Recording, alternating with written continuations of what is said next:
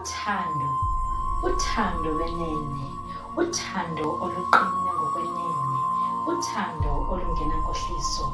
Ndandibhadula unyawo lubetha indlela, unyawo lwaluzeka indlela ndiyofuna ubambo lwam.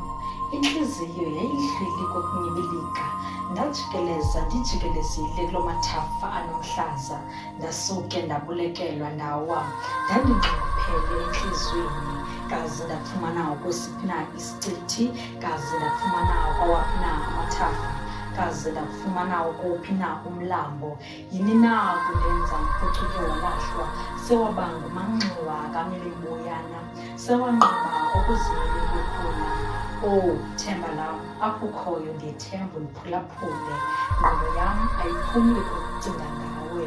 Oh, sithando sam, ncumo lwam, themba lam, ndiyakuthanda.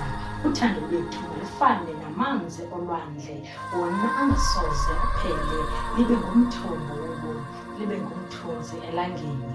Malube luthando lwenene, luqine ngokwenene, kwaye lomelele, mphulaphuli wombungu wam. Zungalilahli ithemba womfumana ongofanayo wakho. Olu suku zuvule ube nemincili ubhiyoze wonwabe. Itsho ke yona ke imbongi yakwandabezitha, uMafuza afulele njengelifu. Ndiyimbongi yosiba, ndiyiloo ntyatyambo ethandwa zimbo.